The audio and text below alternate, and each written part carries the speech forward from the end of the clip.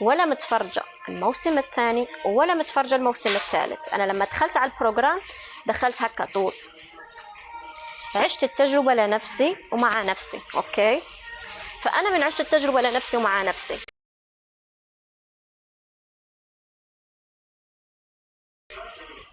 وبطلع برا البرنامج، بتصير الناس تيجي من يمين من يسار، من الموسم الأول، من الموسم الثاني، من الموسم ما بعرف شنو هو. كل موسم يجي عنده جيش وجايب جيشه، يقول لإيمان أو يقول لشخص معايا أو يقول لشخص من غادي أو يقول لشخص من أصحابي أنت أنا عندي مشكلة مع شخص، أنت ما تدخل مع هذا الشخص لايف. حبيبي سوري، إحنا وين قاعدين؟ إحنا وين عايشين؟ إحنا بأي زمن؟ أنتوا بأي زمن أنتوا قاعدين تتحكموا؟ أنتوا بأي زمن؟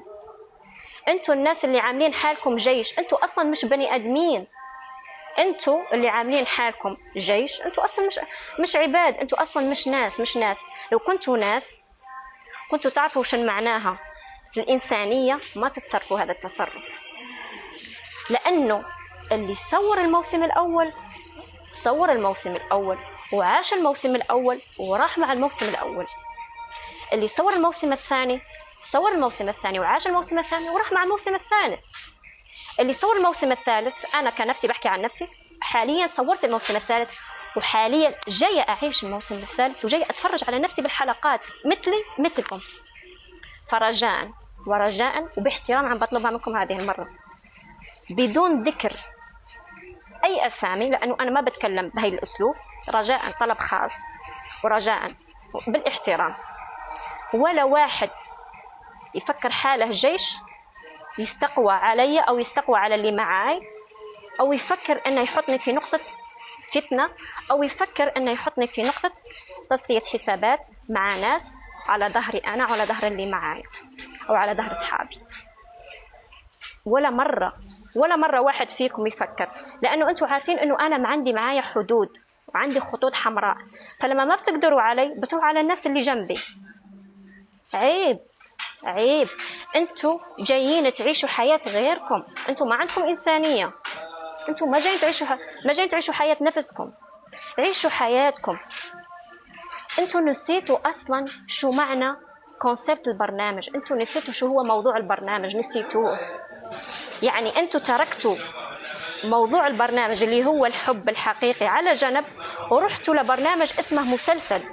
خديتوا الموسم الأول لسكتوه مع فانز الموسم الثاني، مع واحد متعادي مع موسم الأول، مع واحد داخل في مشكلة مع الموسم الثاني، لسكتوه في الموسم الثالث ورجعتوه مسلسل.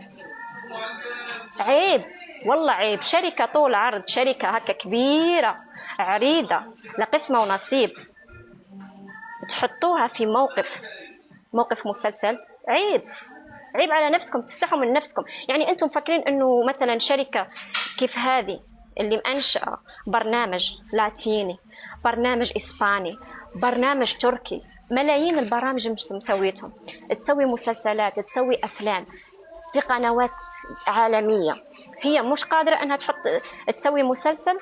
برأيكم أنتم مش قادرة أنها تسوي مسلسل؟ تقدر تنتج مسلسل من هون، مسلسلات يوم المسلسلات.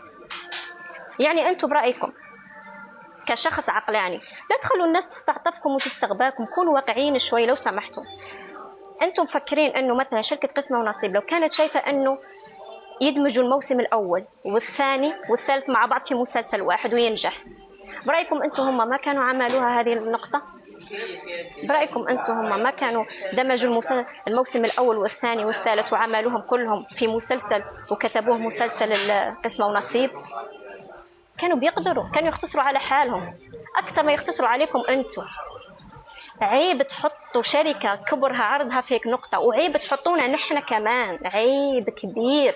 أنتم ناس ما عندكم إنسانية، أنتم جايين تعيشوا حياة غيركم. أنتم ناسين موضوع البرنامج كليا، ناسين الكونسبت شو بيحكي. الكونسبت هذا ناسينه كليا.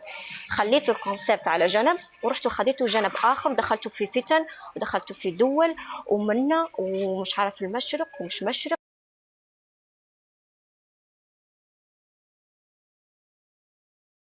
خليج، مغرب عربي، جزائر مش جزائر، تونس مش تونس، مغرب مش مغرب. عيب. ايش فيه؟ وين قاعدين نحن؟ وين رايحين نحن بهذا الشيء اللي قاعدين نديروا فيه؟ انا عن نفسي آياتي ما بسمح ولا واحد من ما كان يكون إنه يحطني في نقطة استهداف، سواء لا لحل مشاكله أو لتسوية حساباته مع مشاكل تانية، أو يحطني في نقطة إنه هو يعملني مسلسل. لا حبيبي، أنا مش مسلسل.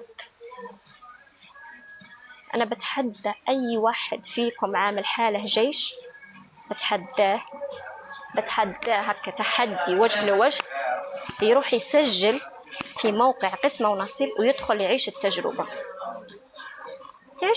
يشري نفسه شخصية، يروح يعيش التجربة ويشري نفسه شخصية سهلة. ليش تعيشوا حياة غيركم؟ ليش مسمين حالكم جيش وجيش منا وجيش من هنا وجيش من هنا وجيش من هنا وتروحوا تعيشوا حياة غيركم؟ انتي او هي اللي مسمين حالكم جيش وتحاربوا في الناس وتعيشوا في الناس وحارمين الناس انهم هم يستغلوا هاي الاشي بوزيتيف اللي طلع لهم من البرنامج ويعيشوه وياخذوه بإشي بوزيتيف. انتوا اللي عاملين حالكم عم تحرموا فيهم. روح انت وياها او انت او هي، روحوا سجلوا على الموقع وادخلوا على قسم ونصيب وعيشوا الشعور هذا، وادخلوا سجلوا. نختصر عليكم من الحياة كلها، بدل ما عاملين الموضوع مسلسل جامعين كل المواسم وكل الفتن وكل المشاكل وكل تصفية الحسابات، جامعينهم كل مرة تدخلوهم تحت راس واحد تحت راس واحد تحت راس منا تحت راس واحدة. روحوا شيلوا نفسكم وادخلوا على الموقع فتح لكم أبوابه. والله الشركة عاطية معاكم الخير وعاطية معاكم البركة، وقلت لكم تعالوا فتح لكم بابها. روحوا ادخلوا سجلوا، وراح يستقبلوكم. والله يستقبلوا مساكين هم بالرحب والسرور، قسما بالله يستقبلوكم بكل سرور بكل فرحة. راهم لا يميزوا لا هذا عن هذا ولا هذه عن هذه. روحوا سجلوا وادخلوا عيشوا الشعور، بدل ما انتم مشتغلين على الناس وعاملينهم مسلسل. عيب، والله عيب. أنا بتجاهل، ما عندي أي مشكلة، لكن هذا كلامي اليوم ورسالتي عشان إذا في ناس عاملة حالها جيوش بين قوسين هم بدون شخصية، لأنه ما قادرين يطلعوا لي وجه لوجه، يفكروا بيوم من الأيام إنهم يدخلوا ويعملوا معي هاي القصة، حيعرفوني إنه أنا ما عنديش هاي المواضيع، أو خاصة مع الناس اللي حوالي، عشان تكونوا فاهمين إنه الناس اللي معاي واللي حوالي يعنوني. فبطلوا من هاي المواضيع، عيشوا الكونسبت، تفرجوا على الحلقات بليز.